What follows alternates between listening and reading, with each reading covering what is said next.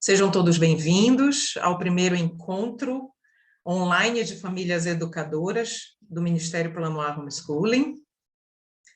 Nós decidimos por este tema em específico, em defesa da educação domiciliar. Por quê? Porque já há alguns anos tem sido bem recorrente várias famílias entrarem em contato conosco, procurando alento, procurando conforto, orientação de como proceder em situações bem específicas relacionadas à denúncia, a conselho tutelar, a abandono intelectual, conceitos envolvendo educação, orientação dos próprios advogados, como os advogados podem se preparar para isso. Não que nós sejamos especialistas jurídicos, nós não somos. Nós somos do Ministério, nós somos mães e educadoras. Mas, no decorrer dos anos, nós temos estudado a respeito desses tópicos, a respeito dessas questões, desses conceitos, que são tão importantes para que as famílias dominem. Por que é importante dominar? Porque quando alguém lhe pergunta algo e você demonstra insegurança ou medo, e isso motivado pela falta de argumentos, isso vem a complicar a nossa própria situação, vem a nos prejudicar. Então, quando nós somos esclarecidos a respeito de determinados pontos que muitas vezes são usados contra nós, erroneamente, é importante enfatizar, então, nós conseguimos ver quão necessário é que nós dominemos esses conceitos, saibamos diferenciar esses conceitos, saibamos aplicar esses conceitos na modalidade educativa que nós escolhemos para os nossos filhos. A modalidade educativa de educação no lar, a modalidade educacional de educação no lar, ela não contraria a lei, ela não desacata nenhuma lei e não é contra a Constituição Federal.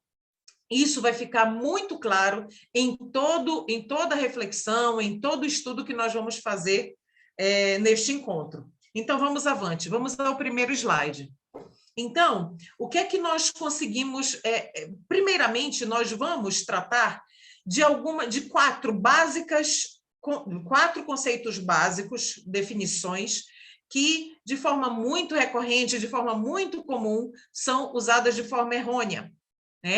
Primeiro, nós todos que temos interesse em praticar a educação domiciliar ou que já praticamos a educação domiciliar, nós precisamos ter em mente o que é educação domiciliar? Eu coloquei aí entre parênteses, também chamada de homeschooling e educação familiar desescolarizada. Aqui tem um rodapé, se você acompanhar aí na tela, lá embaixo, o rodapé diz o seguinte: essa denominação foi sugerida por Edson Prado de Andrade, o doutor Edson Prado de Andrade, em sua tese de doutorado, A Educação Familiar Desescolarizada como um Direito da Criança e do Adolescente, Relevância, Limites e Possibilidades na Ampliação do Direito à Educação. Então, inclusive, se tornou um livro, Ele defendeu, eu não sei se se tornou um livro, mas ele defendeu em 2014, pela USP. Queridos, é um especialista, ele é doutor ele defendeu a tese dele de doutorado e ele cunhou essa expressão, educação familiar desescolarizada. Quando os pais ou responsáveis, olhe só a definição de educação domiciliar. Quando os pais ou responsáveis assumem o efetivo controle sobre os processos instrucionais de crianças ou adolescentes. A educação domiciliar é uma modalidade de ensino que não obedece uma lógica única. Isso é muito importante. Uma lógica massificada para todas as famílias. Por quê? Porque ela se baseia na soberania educacional da família, ou seja, seu fundamento é a liberdade de cada família determinar como será realizada a educação de seus filhos, e isso está previsto nos códigos penais, nas declarações dos direitos e na própria Constituição Federal, e nós vamos ver mais adiante. Educação, outro conceito, designa de forma abrangente muita atenção, todo o processo de transmissão e aquisição dos conhecimentos. É todo, não é algo compartimentado. Nós vamos entender melhor. Que mais? Valores e hábitos, principalmente de uma geração a outra. Diz respeito à formação integral do ser humano. De acordo com o artigo 205 da Constituição Federal, a educação tem as finalidades de pleno desenvolvimento da pessoa, preparo para o exercício da cidadania e qualificação para o trabalho. É isso que reza a Constituição Federal. Então, aqui nós temos mais um conceito. Então, educação é algo integral. Vamos agora entender, para nós podermos comparar os dois conceitos, instrução. Instrução diz respeito à transmissão de conhecimentos para possibilitar a pessoa atuar de modo produtivo no mercado de trabalho. A instrução, agora essa citação é do doutor Alexandre Magno Moreira, no livro dele, na página 52, e diz assim: a instrução é apenas um dos aspectos da educação, não estando vinculada a esta. Então, a instrução não está necessariamente vinculada à educação, mas ela está inserida nela, ela pode ser inserida nela. Então, aqui no rodapé, mais uma vez, este livro eu recomendo bastante, o livro do doutor Alexandre Magno Fernandes de Moreira, com o título O Direito à Educação Domiciliar. Então, ele publicou, é bem recente, publicou em 2017, e ele agora vai fazer o doutorado dele na Suíça. Então, ele é especialista em educação domiciliar, direito voltado para a defesa da educação domiciliar. Ele foi por alguns anos advogado da ANED, Associação Nacional de Ensino de Educação Domiciliar, ou Ensino Domiciliar, né? Então, ele é especialista nessa área. Eu tenho lido bastante o que ele tem publicado. E vamos para o quarto conceito, educação domiciliar eclética ou flexível. O que é isso? É uma abordagem usada com mais frequência pelas famílias educadoras. Por quê? Porque a educação ela se torna personalizada com a utilização de métodos que mais se adequam às necessidades da criança e do adolescente e da família. Segundo o doutor Alexandre Magno, a opção pelo termo instrução em vez de educação, olha só, deve-se ao fato de não haver controvérsias a respeito do poder dos pais de educar os filhos. Por exemplo, olhe bem, o artigo 205 da Constituição Federal estabelece a educação como dever da família. Entende? Educação. A Constituição Federal não menciona é dever da família somente a instrução. Não, é a educação. E nós vimos que o conceito de educação é algo abrangente. Se refere à formação integral do ser humano. E a instrução ela é apenas um aspecto. Então, vamos avante. Então, nós vemos aqui uma observação também, uma citação do livro do doutor Alexandre Magno Moreira. Na página 70 diz o seguinte: a despeito da inexistência de permissão legal expressa, ou seja, não existe essa permissão legal expressa, mas muito embora ela não exista, a educação domiciliar é uma opção familiar legítima, estando de acordo não apenas com os princípios protetivos da criança e da família, mas também com os fundamentos constitucionais da República Brasileira, principalmente no que diz respeito à educação. Então, é muito claro. Nós vamos agora entrar em artigos, em parágrafos, em incisos, em vários textos jurídicos, para que nós possamos entender que não há crime, que nós não podemos ser acusados de abandono intelectual e vamos ver o que é, de fato, abandono intelectual segundo a lei. Então, vamos avante. Inicialmente, deve ser analisado o artigo 208 da Constituição Federal. Podem acompanhar aí no texto. O artigo 208 diz o seguinte: o dever do Estado com a educação será efetivado mediante a garantia de 1. Educação básica, obrigatória e gratuita, dos 4 aos 17 anos de idade, assegurada inclusive sua oferta gratuita para todos os que a ela não tiveram acesso na idade própria. Muito bem. Agora vejamos o parágrafo 3º. Diz o seguinte: compete ao poder público recensear os educandos no ensino fundamental, fazer-lhes a chamada e zelar junto aos pais ou responsáveis pela frequência à escola. Muito bem, vamos analisar juntos. Acompanhe aí no texto. O inciso 1 do mencionado artigo não obriga a escolarização, mas o quê? A educação, que é conceito bem mais amplo. A interpretação é bastante simples. Olha só. A educação que começa com o nascimento do indivíduo deve assumir uma feição formal quando ele tem de 14 a 17 anos, ou seja, deve cumprir as finalidades enumeradas no artigo 203 da Constituição Federal. E o que é que diz lá no artigo 203 da Constituição Federal? Pleno desenvolvimento da pessoa e o seu preparo para o exercício da cidadania. E o artigo 1634, inciso 1º do Código Civil, assegura que, olha o que ele diz, primeiro pontinho aí, compete a ambos os pais, qualquer que seja a situação conjugal, o pleno exercício do poder familiar, que consiste em, quanto aos filhos, 1, dirigir-lhes a criação e a educação. Entende? Eu espero que vocês estejam conseguindo somar os conceitos, adicionar um conceito ao outro, uma ideia a outra. A gente está indo da causa para o efeito, então vamos avançar. O artigo 229 da Constituição Federal diz o seguinte: os pais têm o dever de assistir, criar e educar os filhos menores, e os filhos maiores têm o dever de ajudar e amparar os pais na velhice, carência ou enfermidade. Vamos entender melhor isso aqui. Os pais, ao educarem os filhos no lar, estão cumprindo plenamente o exercício do poder familiar.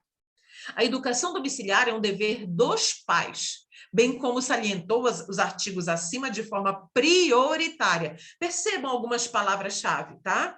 Que não pode ser descumprido sob pena de perda ou suspensão do poder familiar, conforme ensina o doutor Alexandre Magno Moreira em seu livro Direito à Educação Domiciliar.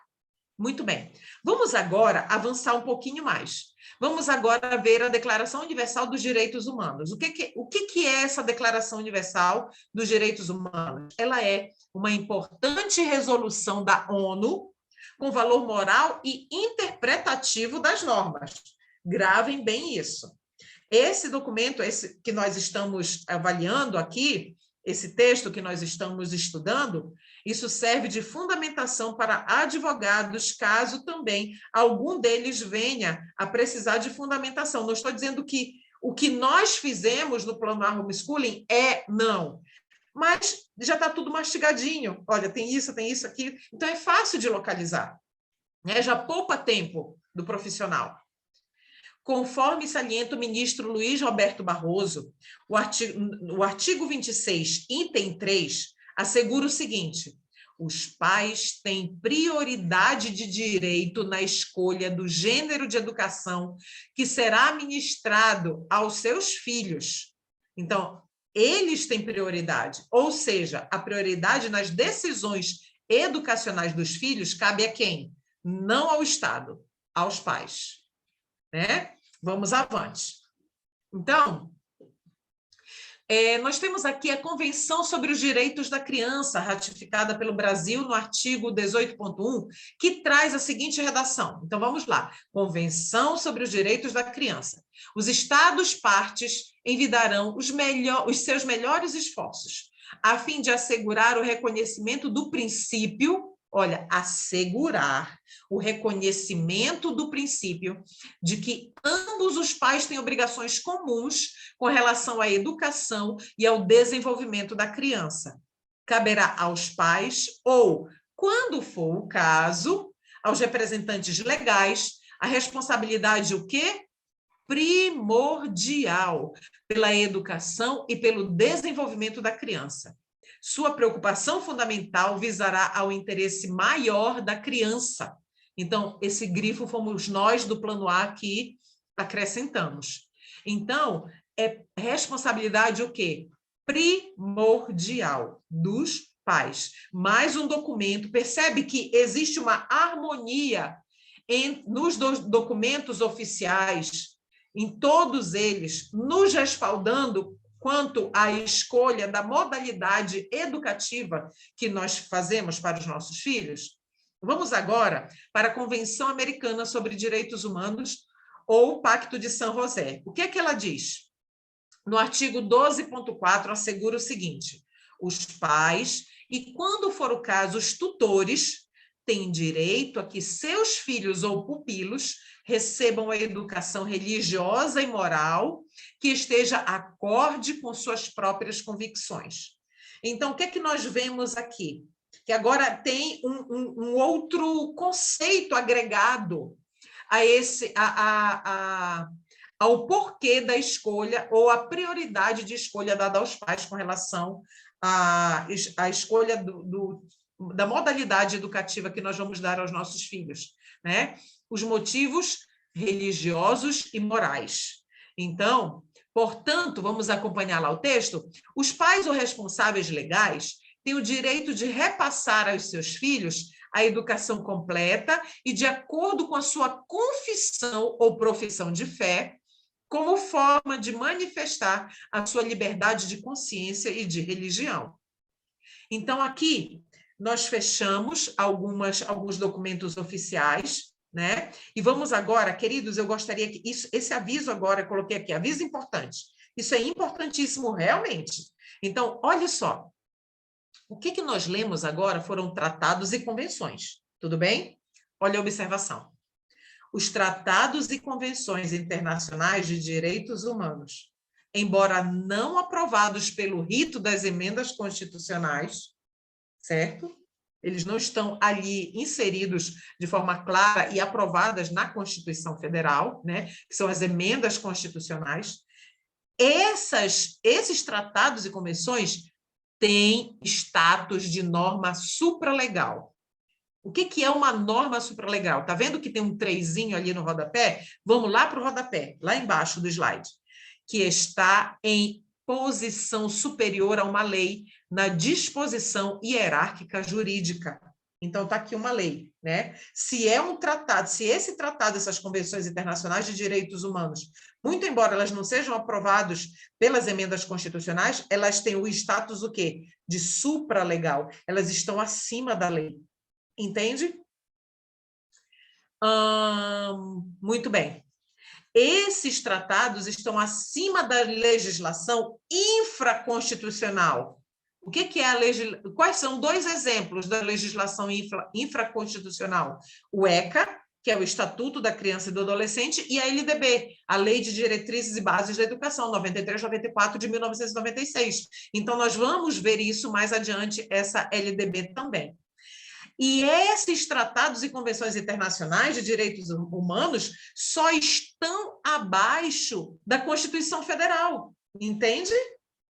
Então, é essa visão que nós, pais, nós precisamos ter com relação aos textos que nos amparam, né? Vamos avante. Sobre a socialização, ocorre em dois planos. Essa é uma outra questão que nós somos acusados, de que nós estamos negligenciando, ou então privando os nossos filhos de que eles se socializem, como se a escola fosse o único ambiente. Queridos, isso é sério. Que tipo de visão é essa que considera que somente o ambiente escolar é o ambiente para se socializar, não é? Somos inteligentes, somos capazes. É um argumento furado, é um argumento sem base nenhuma. Vamos ver aqui. O primeiro plano ocorre com pessoas mais próximas, no núcleo familiar e com amigos. Em segundo plano, a socialização ocorre no ambiente comunitário, igreja, clube, associações e outros ambientes. Não se pode restringir apenas ao ambiente escolar. Há pesquisas que comprovam que os filhos educados no lar se desenvolvem muito melhor no aspecto social, emocional e psicológico e são mais tolerantes politicamente. Olha ali o número 4 do rodapézinho, vamos levar lá para o rodapé? Então, olha só, eu deixei aqui ó, a fonte, tá? De onde dessa pesquisa, ela está em inglês, mas tranquilo, é só colocar no Google Tradutor. Ele faz todo o trabalho, e aí a gente vai conseguir entender claramente se não somos fluentes em inglês. Tudo bem? Então, vamos avançar. A educação domiciliar visa não apenas a socialização com crianças da mesma faixa etária como no ambiente escolar, mas diversas faixas etárias e diversos contextos sociais para a formação de uma consciência empática e tolerante. Logo, a escolarização não é o único modelo pedagógico aceito pela Constituição. Há uma confusão, muita atenção agora, há uma confusão entre escolarização, nós já vimos os conceitos no primeiro slide, escolarização e instrução no Código Penal. Um exemplo claro é a interpretação doutrinária, olha só, doutrinária geralmente feita do artigo 246, que é qual é a acusação de abandono intelectual. No próximo slide agora nós vamos ver o que consiste, né, o abandono intelectual. Deixar sem justa causa, olha só, como é grave isso. A acusação de o conselho, se uma família porventura for denunciada por abandono intelectual pelo fato dos filhos não estarem frequentando a escola, a gente sabe que não frequentar a escola não é a mesma coisa que abandono intelectual, nós sabemos, mas onde está o subsídio? Onde está o argumento? Então, olha só, deixar sem justa causa de prover a instrução primária do filho em idade escolar. Então, a instrução primária. E nós vamos, daqui a pouco, nós vamos dar 10 dicas em caso de denúncia e tudo mais. Como se precaver e o que fazer. Nós vamos falar de algo que é importantíssimo para as famílias, para que nós não sejamos acusados, aliás, que essa acusação ela não seja levada adiante. Tá bom? Então, vamos avante. Qual é a pena? Detenção de 15 dias a 1 mês ou multa. Mas olha só esse comentário. Estranhamente, deixar de prover instrução virou deixar de matricular na escola. As crianças que são educadas, crianças e adolescentes que são educadas no lar, estão ou não estão recebendo instrução? É claro que estão. Pais e mães que optam por essa modalidade educativa são pais responsáveis, sabem o que estão fazendo. E consideram e ponderam muito bem, né, o que eles vão fazer e se planejam e se organizam, pelo menos deveriam se planejar e se organizar. Alguns pais, vamos continuar lá, alguns pais foram acusados do crime de abandono intelectual por estarem ensinando seus filhos em casa. Talvez não haja um equívoco maior do que este. O abandono intelectual se dá quando os responsáveis por uma criança simplesmente lhe negam a possibilidade de receber alguma instrução. Quando a criança não vai para a escola por ter que trabalhar, ou quando é proibida de sair de casa, isso sim é abandono intelectual. Porém, no caso do homeschooling, a criança está sim recebendo instrução e alimento intelectual. Olha aí a casinha. A observação. Educar no lar não é abandono intelectual, é instruir no lar. Não é possível encontrar no texto constitucional nenhuma proibição ao ensino domiciliar. Né? Nós vamos estudar daqui a pouco, em alguns momentos, o caso da família do Rio Grande do Sul, que está logo aqui, mas mais para adiante.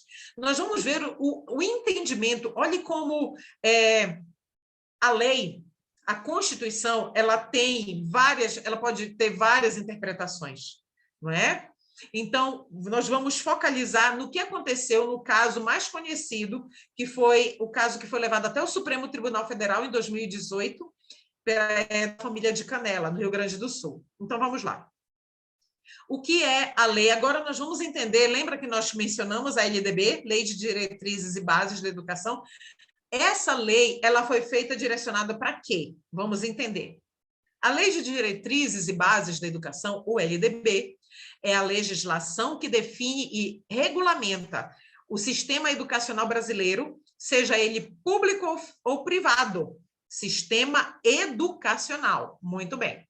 Essa legislação foi criada com base nos princípios presentes na Constituição Federal, que reafirma o direito à educação, desde a educação básica até o ensino superior. Tudo bem? Instituições públicas ou particulares. A LDB, que é a Lei 93/94 de 1996, estabelece os princípios da educação e os deveres do Estado enquanto agente provedor da educação escolar pública, definindo suas responsabilidades em colaboração com a União, o Distrito Federal e os municípios. Agora, olha só, para quem opta pela educação escolar, e o texto, o parágrafo anterior foi educação escolar pública, a Lei de Diretrizes e Bases da Educação, no artigo 1, parágrafo 1º, dispõe o seguinte: esta lei disciplina a educação escolar, que se desenvolve predominantemente por meio do ensino em instituições próprias. Ou seja, a Lei de Diretrizes e Bases da Educação, ela legisla, ela cobre, ela está direcionada ao ambiente escolar. Tudo bem? A preocupação é com a proteção integral da criança e do adolescente em idade escolar, é a preocupação desta lei, buscando atingir o direito à educação. Sendo assim, as famílias praticantes da educação domiciliar estão buscando dar o máximo de efetividade ao direito à educação com qualidade acadêmica, princípios morais e civis para o desenvolvimento pleno. Logo, a proteção integral da criança e do adolescente estão sendo cumpridos com a educação domiciliar. Eu espero que o coração de muitos papais e mamães que estejam assistindo esse vídeo, que esteja mais tranquilo, esteja mais em paz, com mais alento, mais confortáveis, de saber que não há erro na educação, não há crime, não podemos ser acusados. E mais adiante nós vamos fazer mais algumas sugestões apontadas. A maioria desse texto, todas as pesquisas que eu fiz, elas se fundamentam principalmente no livro do doutor Alexandre Magno. Se vocês puderem ter acesso, eu não estou ganhando nada por isso, mas se puderem ter acesso a este livro, ele é maravilhoso e tremendamente esclarecedor. Agora vamos entender um pouquinho a história desta família, né? O cenário do que aconteceu com essa família e por que a educação domiciliar, em 2018, ela ficou tão em evidência. Caso da família de Canela, no Rio Grande do Sul. O caso foi julgado em 2018 no STF. O recurso considerou que a prática desse modelo pedagógico é compatível com a Constituição Federal, porém, reconheceu a ausência de legislação. Então, vamos dar continuidade e entender melhor essa situação da família. Vale destacar que em apenas um ponto o recurso da família de Canela obteve decisão baseada na Constituição. E que ponto foi esse? Olha só, está em negrito. A educação domiciliar não é incompatível com a Constituição Federal. Com base nisso, o movimento para propor projetos de lei sobre ensino domiciliar em todas as esferas federal, estadual e municipal cresceu. E nós temos visto isso no Paraná, em Santa Catarina, leis municipais, leis de modo localizado ali dos estados, estão sendo promulgadas, estão sendo elaboradas, melhor dizendo. Famílias, se o objetivo é assegurar o direito à educação, ele está sendo muito bem exercido. Agora vamos entender como se deu esse julgamento do STF em 2018. A decisão do STF causou um certo incômodo nas famílias, mas a esmagadora maioria não deixou de praticar o ensino domiciliar. No início de setembro de 2018, os ministros do Supremo Tribunal Federal julgaram um mandado de segurança impetrado pelos pais de uma menina de 11 anos, moradora de Canela, no Rio Grande do Sul, que pretendiam educá-la em casa. A Secretaria Municipal de Educação negou o pedido e os pais foram à Justiça. A expectativa em torno do caso era de que o STF tomasse a decisão favorável, uma decisão favorável, o que valeria como referência, né, para juízes de primeira instância. No julgamento, os ministros da Corte seguiram 3 linhas de raciocínio. Apenas o relator do processo, que foi o ministro Barroso, votou pela legalidade do ensino domiciliar, desde que submetido a condições que seriam fixadas até que o Congresso legislasse sobre o tema. Muito bem, vamos avante. Entre essas condições, estava a notificação das secretarias municipais de educação e a submissão das crianças a avaliações periódicas. Em caso de não aproveitamento, seria, ou seja, em caso da criança reprovar, né, seria determinada a matrícula oficial da criança. Os ministros Luiz Fux e Lewandowski votaram de maneira totalmente oposta. Para eles, a prática do homeschooling é inconstitucional e, mesmo que fosse aprovada uma lei, ela seria ilegal. Consegue perceber como existe uma múltipla, não existe um padrão interpretativo, né? Mas a maioria dos ministros considerou que, para a educação domiciliar ser considerada válida, será necessária uma regulamentação no Congresso Nacional. Isso foi unânime. Muito bem. A maioria, pelo menos. Orientações às famílias que receberão a visita do Conselho Tutelar. Nós, do Ministério Planoar Homeschooling, temos recebido muitas mães, contatos de muitas mães, com essa angústia no coração. Nós entendemos que o Senhor Deus, ele tem feito um chamado para as famílias. Saiam das cidades, vão morar no campo. Lá não seremos perturbados e, se formos, a probabilidade ela é muito reduzida. Então, seguindo esse mandado de Deus, né, a possibilidade de uma visita indesejável é muito grande, né? Então, mas e se ela ocorrer? Vamos avante. Pode ocorrer de você ser totalmente discreto e, mesmo assim, alguém lhe denunciar. Se você tiver uma atitude e postura correta, isso será muito difícil, mas pode ocorrer. Nesse caso, como agir? Né? Então, vamos ver. Primeiramente, após uma denúncia, um agente do Conselho Tutelar irá até sua casa para averiguar se a denúncia procede. Receba-o bem, sem medo ou agressividade. Explique com calma a situação, usando bastante tempo para demonstrar como a educação domiciliar é uma modalidade aceita pelo mundo inteiro. Existem países, né, que aceitam, para mostrar o material que você usa também. Mostre qual é o material que você usa. Isso implica planejamento, ordem, organização. Para explicar como é a rotina, também tome tempo para explicar como é a rotina de estudos dos seus filhos, em termos de quê? Horários, local de estudo, ações educativas e assim por diante. E também tome tempo com o conselheiro tutelar para colocar de forma clara e objetiva quais são os motivos que levaram você a optar por esse tipo de instrução para os seus filhos. Eu creio que isso vai ser um momento único também. Por quê? Porque nenhum conselheiro tutelar vai na casa da pessoa querendo o mal de ninguém. Ele quer o bem da criança. Se a gente mostra tudo isso para ele, ele vai ver quão bem cuidados e quão bem educados e instruídos os nossos filhos estão sendo. Um cuidado interessante e funcional é você ter em mãos uma cópia física de documentos oficiais que afirmam ser o homeschooling uma modalidade não proibida. Olha só, nós estamos usando aqui uma expressão não proibida e não legalizada, tá bom?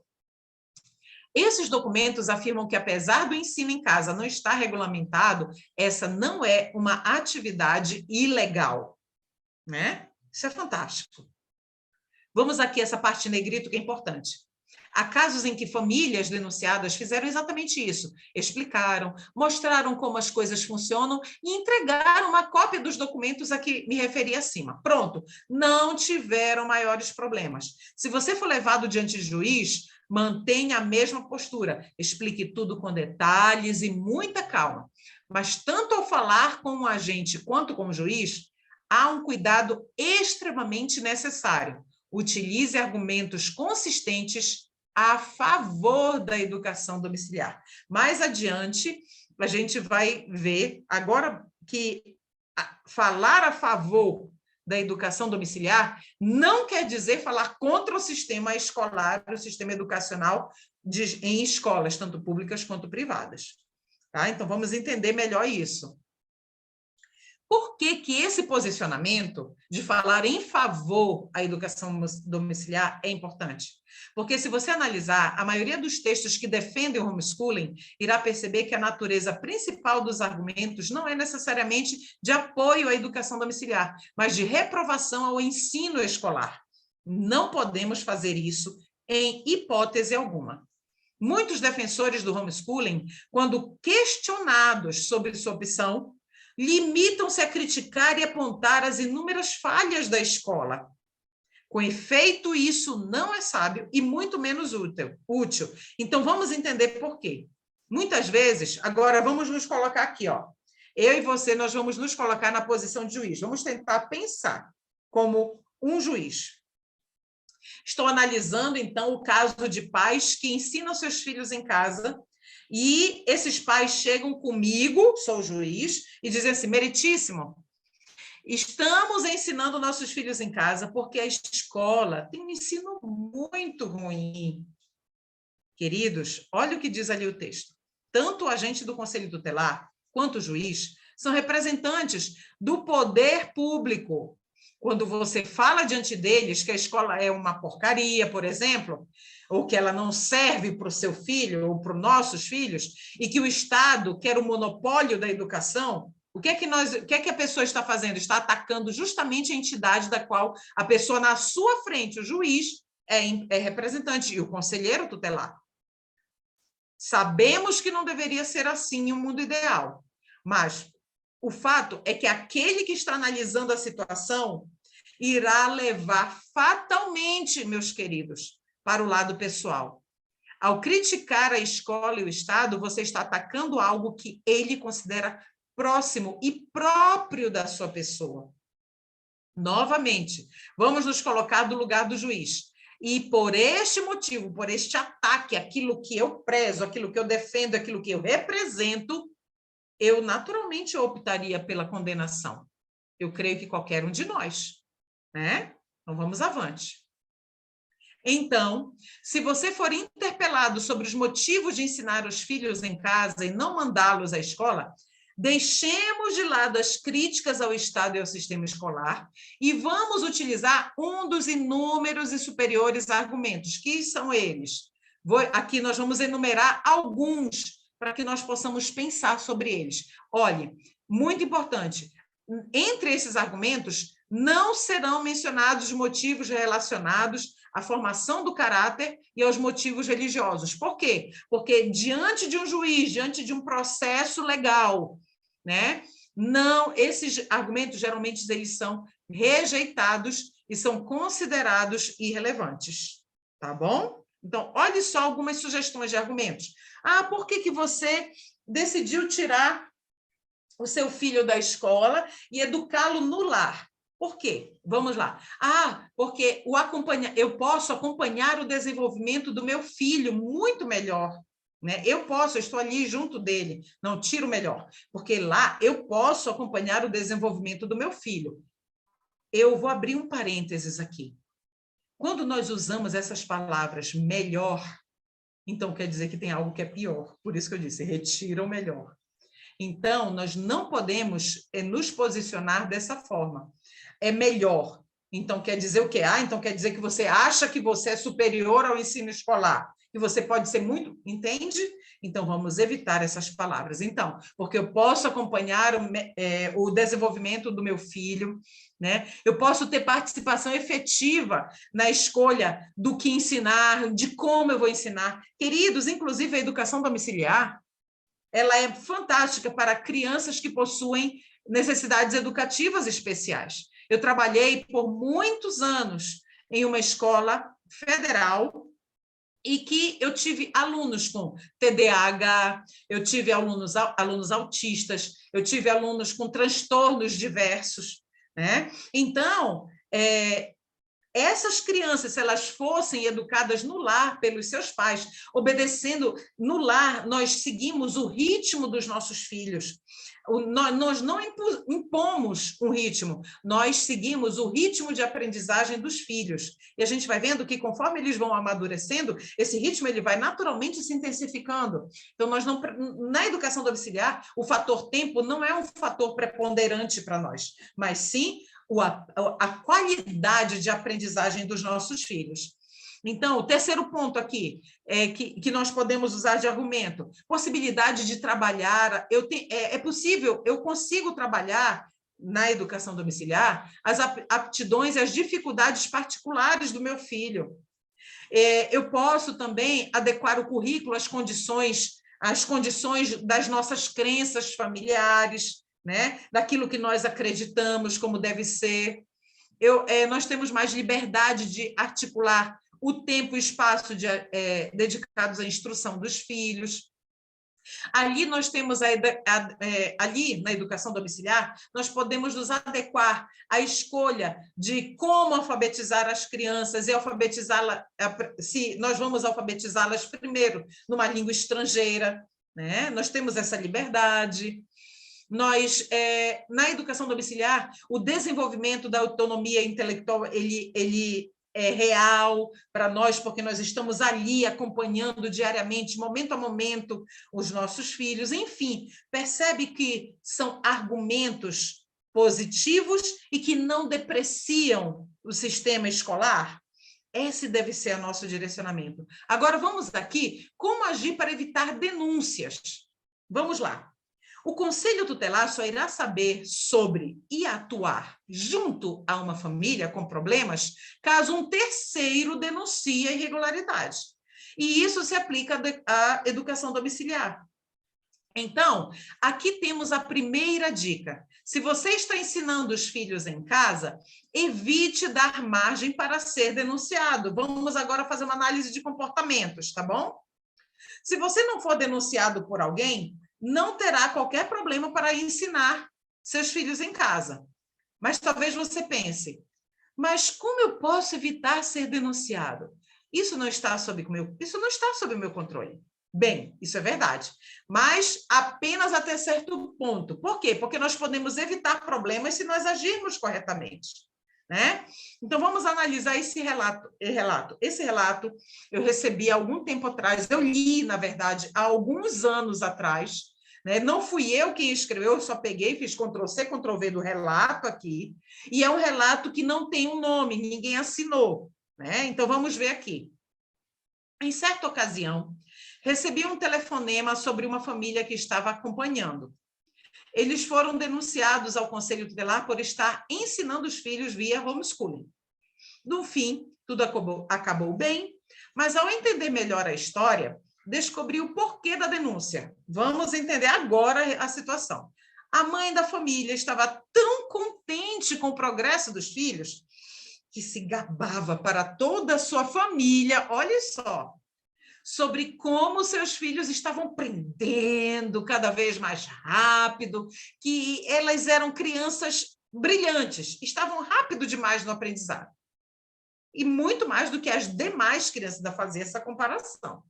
Realmente, a qualidade do aprendizado daquelas crianças era impressionante, mas jogar isso na cara das pessoas não adeptas da educação domiciliar gerou um sentimento de menosprezo, olhe lá, que culminou com a denúncia e, neste caso, de membros da própria família.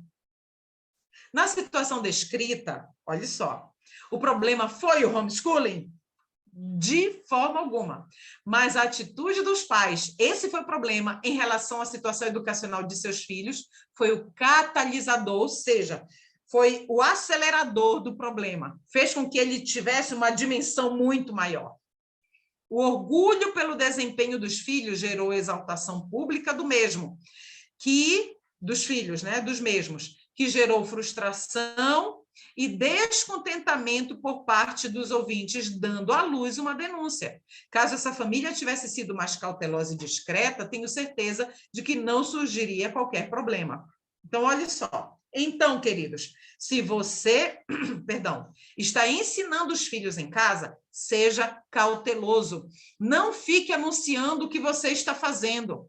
Não precisa mentir e nem deve, né? Nós somos servos de Deus. Não precisa ficar se escondendo dos fatos, mas meramente não dê informação gratuita sobre a educação de seus filhos. Se alguém perguntar sobre isso, pode falar, mas explique com calma e com humildade. Queridos, perdão. Eu e meu esposo, nós tomamos algumas decisões. Quando nós decidimos educar nosso filho no lar, ele estava para fazer 13 anos de idade. Então, nós tomamos uma decisão, e que nós ainda estávamos morando na cidade, educamos ele em casa, no lar, por 2 anos, até que nós nos mudasse para o nosso sítio. E durante esses 2 anos, nós decidimos que, primeiro, nós não iríamos mais frequentar, aliás, sair com o Marcos, com o nosso filho, no mesmo turno, no turno que ele deveria estar na escola. Então, não sairíamos mais. Então, ele só sairia no turno oposto. Como geralmente ele estudava pelo turno da manhã, se tivéssemos que planejar médico, supermercado, sair para resolver alguma coisa com ele, então seria à tarde. Tomamos uma infinidade de outras decisões também, né? Para evitar denúncias. Então, vamos aqui. Então, se você está ensinando os filhos em casa, seja cauteloso, não fique anunciando o que está fazendo, né? Então, vamos explicar, se alguém falar, explicar com humildade e com calma. Balãozinho de pensamento. Não precisamos ter medo de um agente da justiça batendo a nossa porta, mas temos que ter medo do que nós mesmos podemos fazer para motivar alguém a nos denunciar. Vimos agora, analisamos uma situação muito clara com relação a isso, então precisamos ser discretos, né? E tomar as decisões pertinentes a cada família. Cada contexto é contexto. Caso você receba a visita do conselho tutelar de sua cidade, não se apavore. O conselheiro tutelar é uma autoridade que busca o bem-estar das crianças e adolescentes e, como tal, procura verificar os motivos pelos quais o seu filho não está frequentando a escola. É importante salientar que o conselho tutelar é um órgão fiscalizador e não tem função de impor sanções e punições às famílias educadoras. Tudo bem? Vamos passar agora a 10 dicas para nós estamos tratando para evitarmos a visita, né, do conselho tutelar. Ou, caso sejamos visitados, o que é que nós devemos fazer? Primeira dica: planejamento da rotina de educação das crianças. Isso deve estar feito por escrito e organizado. Ordem. Se há ordem no céu, então deve haver ordem em nossos lares também. Dica 2. Rotina bem definida e registrada, desde o despertar até o dormir, todos os dias. Dica 3. Tenha o material didático dele impresso. Se você opta por usar um livro que esteja lá identificado, marcadinho, todo identificado, estudei no dia 1 e tudo mais, registrado, mostre o conteúdo que tem sido trabalhado para o conselheiro tutelar. Pode tirar fotos, por exemplo, mas o essencial é que você mostre que seu filho está sendo instruído e educado. Vamos para a 4ª dica agora. Mostre que sua casa está preparada para oferecer um ambiente saudável e propício à educação. Queridos, uma casa organizada, uma casa em que ali no quarto dele, ele tenha a biblioteca pessoal dele ali organizada, né? Mostre o cronograma de rotina da família e do filho pregado na porta da geladeira. Era assim que eu tinha. A rotina do meu filho era pregada. Nossa rotina familiar, ela se desenvolvia com base na rotina dele.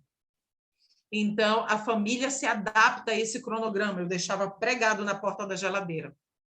Dica 5, transmita tranquilidade para os conselheiros. Uma família estruturada, uma família que tem um planejamento e uma rotina registrados, uma família que tem materiais educacionais para trabalhar com os filhos, tudo isso sendo mostrado para o conselheiro. Queridos, isso não tem como levar avante nada, nenhum processo num caso desses.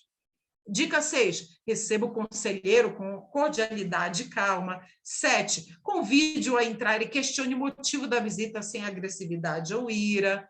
8, confirmado o motivo, esclareça que seus filhos estão sim estudando, porém por uma modalidade especial de educação chamada educação domiciliar ou homeschooling.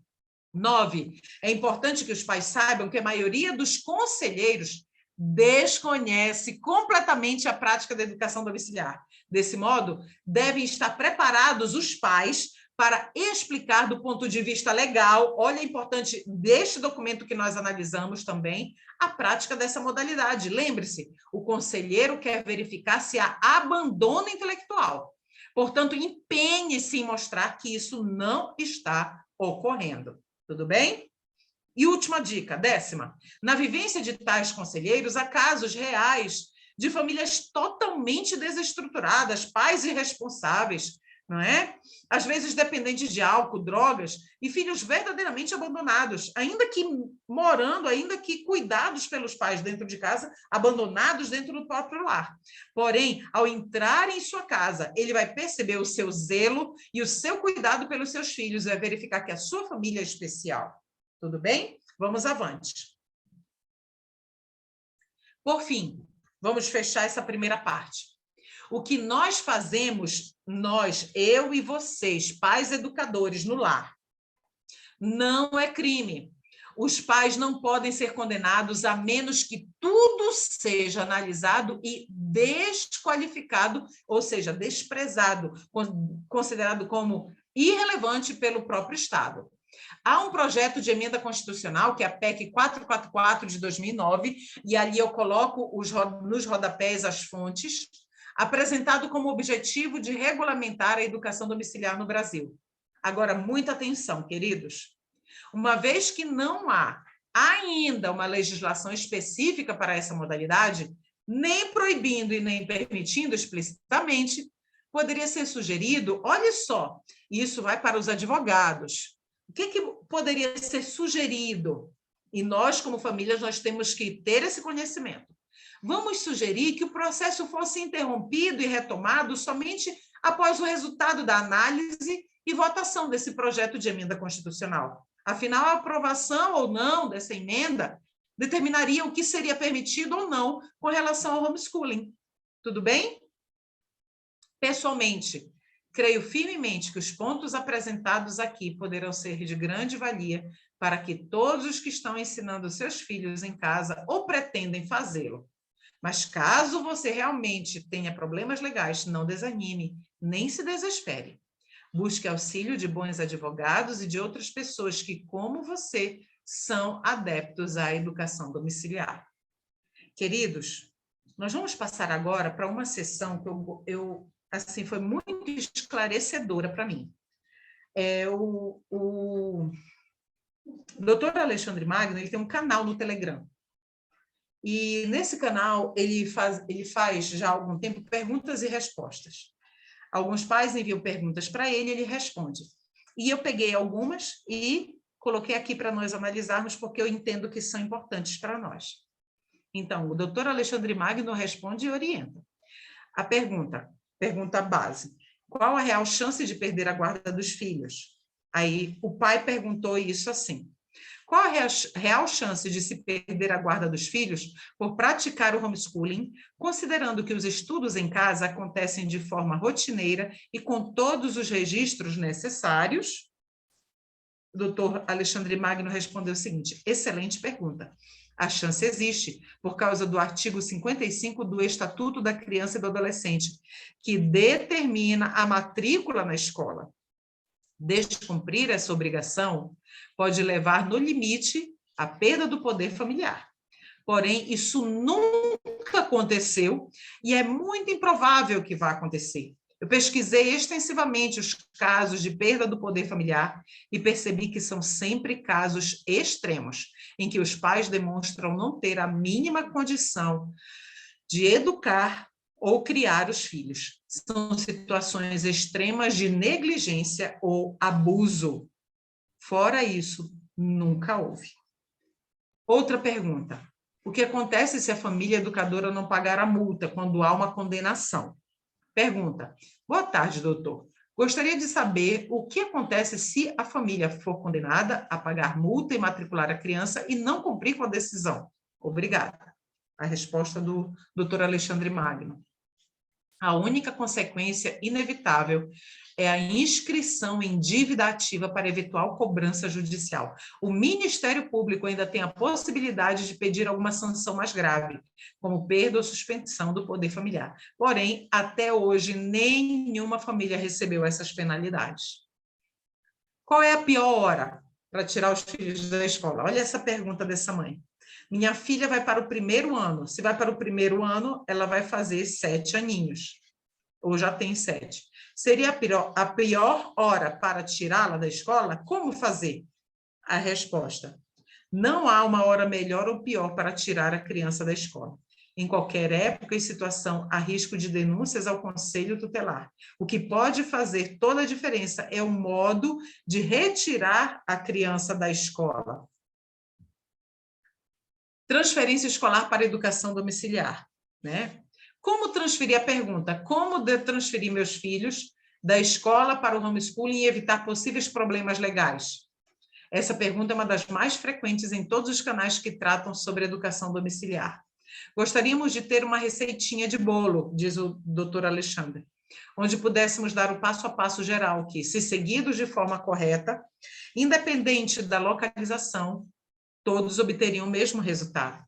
Em resumo, caríssimas famílias, não há uma receita de bolo. Cada caso é um caso, os meios são diversos e dependem de vários fatores. Vamos tentar responder em 4 partes para melhor esclarecimento desse tema. Antes, cabe ressaltar, e é motivo de ânimo, que no Brasil a maioria das famílias educadoras não teve nenhum problema com poderes públicos. Mas vamos ver, algumas tiveram, mas vamos ver. Ele dividiu a resposta em 4 partes, tá? Com relação a tirar os filhos da escola e problemas legais. Vamos para a parte 1. Qual procedimento tem dado certo? A grande maioria das famílias educadoras que retiraram os filhos da escola, retiraram através de um pedido de transferência escolar para desvincular a criança da escola que estava matriculada. Ao solicitar uma transferência de unidade de ensino, receberam os documentos de transferência histórico-escolar e pronto. Pronto. Isso aconteceu. Agora, existem 3 situações: escola pública para escola particular ou escola particular para escola pública, né? A maioria dos casos de transferência de escolas públicas para particulares foi um processo fácil. Escola particular para escola particular. Então, houve uma demora, resumidamente aqui, houve uma demora por quê? Porque era de um concorrente para o outro, né? Mas, apesar da dificuldade, no final, foi feita a transferência. Mudança de cidade ou estado. Muitos pais tiveram sucesso em apresentar o atestado de vaga de uma escola de outra cidade ou estado para a escola atual, e assim a escola forneceu os documentos. Queridos, antes de nós avançar, aqui tá, vamos deixar aqui logo na parte 2. Mas olha só, aqui na parte 2 trata da automatização dos sistemas de controle da Secretaria de Educação. Eu vou dar uma resumida. Depois dessa pandemia de C-19 que nós tivemos, a tendência a se automatizar, tudo se automatizou. inclusive os sistemas de transferência, os sistemas das escolas, os sistemas das secretarias de educação e os sistemas escolares também, de cada escola individual. Então, as transferências que antes eu ia na escola, pegava a transferência e trazia o papel físico e levava para onde eu fosse matricular o meu filho, isso geralmente são pouquíssimas escolas que fazem isso. Geralmente, as instituições de ensino, elas fazem online, né? Por e-mail, enviando de instituição para instituição, né? Então, transferência escolar para a educação domiciliar. Como, então, transferir os meus filhos da escola para o homeschooling e evitar possíveis problemas legais? Vamos para a parte 3. O que nós não devemos fazer? Não se deve simplesmente deixar de levar a criança à escola sem dar uma satisfação. E isso é proibido. A escola vai acionar o conselho tutelar, pois o ato configura evasão escolar. Se os pais não conhecem os diretores e demais agentes da escola, ao ponto de saber que eles não irão acionar os órgãos públicos por evasão escolar, não se recomenda chegar na escola e entrar em embates contra a escola, a não ser que os pais tenham algum processo para abrir contra a escola ou sim, né? E comunicar que vai fazer o quê? E comunicar que vai fazer homeschooling. Tem que haver ciência que a escola, por cumprimento de protocolo, vai acionar o Conselho Tutelar e, dependendo do estado, também há outros órgãos públicos ligados ao Ministério Público, como em Santa Catarina, por exemplo, tem o Apoia, tem o Busca Ativa Escolar e o CRAS, para tratar do caso de evasão escolar. Tudo bem? Então, queridos, o que é importante? Se a secretaria da escola, a coordenação conhece você como pai, conhece seu filho, sabe, já conversou com você, sabe como é a sua família, isso é muito mais favorável. Por quê? Porque eles vão ver que a sua escolha educacional, tirar seus filhos para poder educá-los no lar, essa escolha educacional, ela está bem fundamentada, que não há abandono intelectual por conhecer você como pai, como mãe, saber quão responsável, quão comprometido com a educação integral dos seus filhos você é. Entende? Então, é muito importante esse conhecimento também. E a parte 4, se a família informar a escola que vai fazer homeschooling, vamos ver aqui, ó. Há casos em que os pais foram muito bem compreendidos pelos diretores que apoiam e são entusiastas do homeschooling e não tiveram dificuldades. Há casos que as famílias optaram por levar uma carta até a escola expondo os motivos que os levaram a fazer homeschooling e se colocaram à inteira disposição para esclarecimentos futuros. Algumas dessas famílias, nas semanas seguintes, já tiveram que comparecer no Ministério Público ou no Conselho Tutelar ou no CRAS para prestação de contas, explicar o porquê. São famílias que estavam conscientes de que isso ia acontecer e se prepararam para tal. Aqui um ponto importante, os órgãos públicos são representados por pessoas. Há a possibilidade de determinado agente ser totalmente contrário aos valores morais cristãos, por exemplo, e dificultar por questões ideológicas a vida da família, gerando perseguição, ferrenha, e isso não é nenhuma novidade, a gente sabe que isso acontece.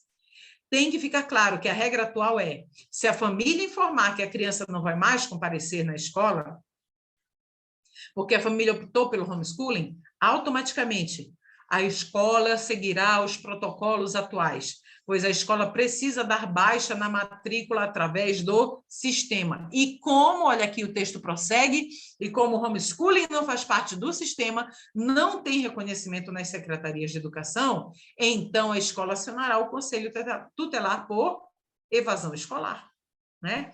Mas então, sabedores desses procedimentos, desse passo a passo, vamos agora fechar o nosso pensamento. Com esses 4 pontos acima mencionados, vemos que não há uma receita pronta para desvincular os filhos da escola.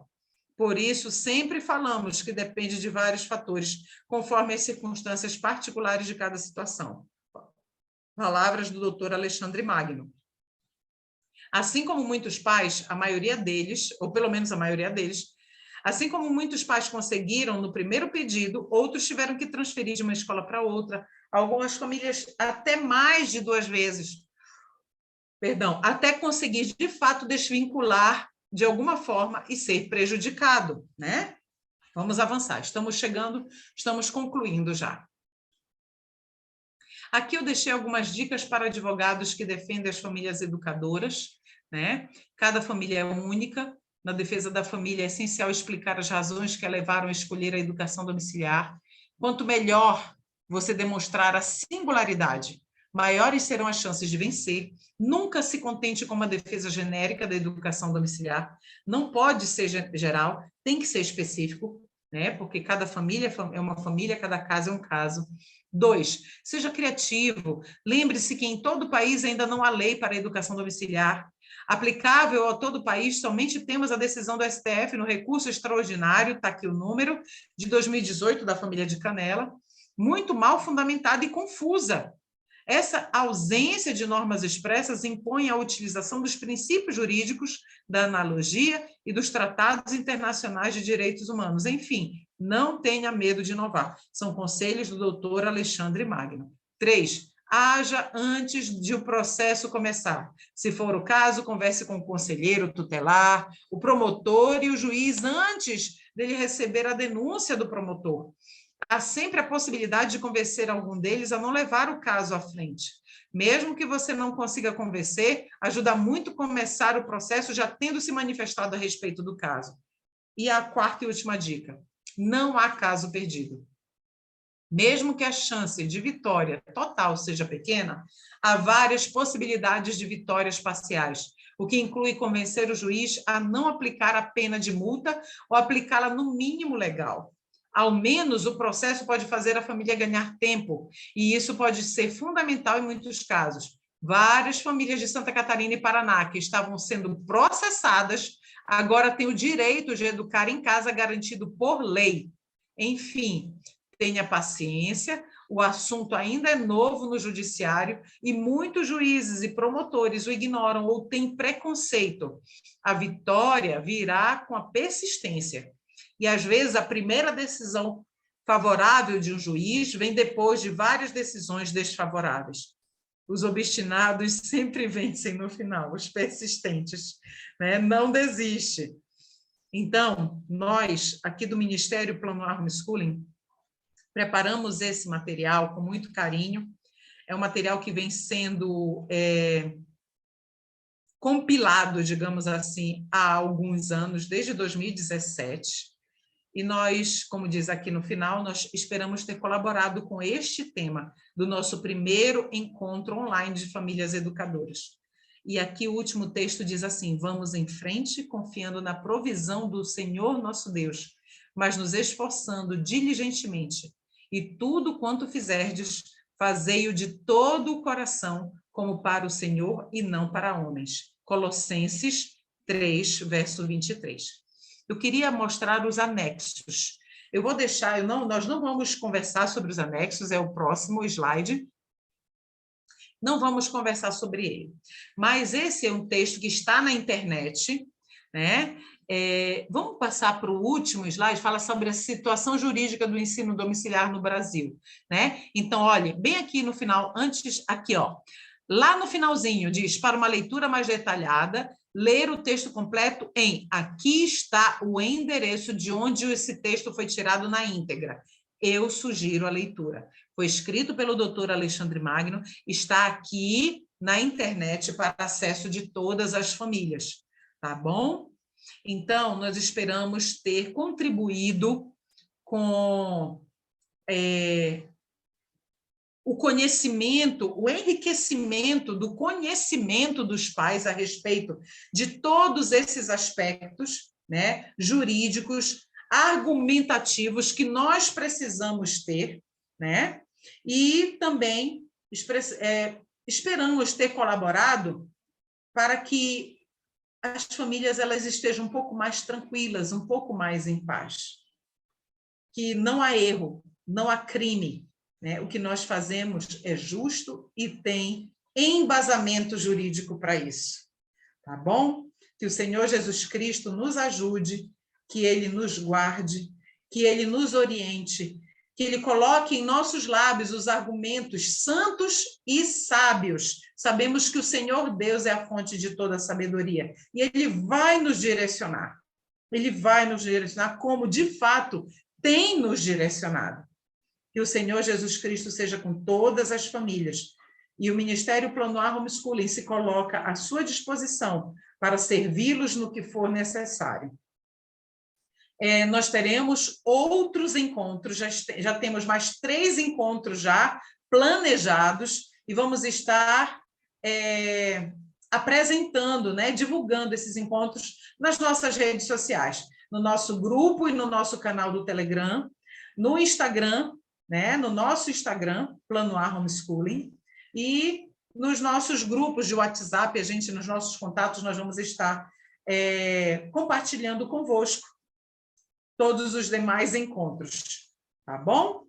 Então, vamos orar, pedir a bênção para o Senhor, para o encerramento do nosso estudo, da nossa reflexão. Vamos orar.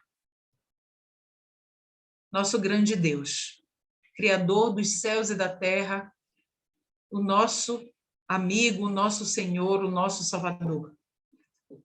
Mais uma vez, nós te somos muito agradecidos, porque o Senhor tem nos acompanhado, o Senhor tem cuidado de nós, o Senhor tem nos direcionado, o Senhor não nos deixa sem luz, o Senhor quer o melhor para as nossas famílias e, principalmente, o Senhor deseja que os nossos filhos sejam bem educados, bem instruídos no lar, como preparação do seu caráter para morar com o Senhor eternamente.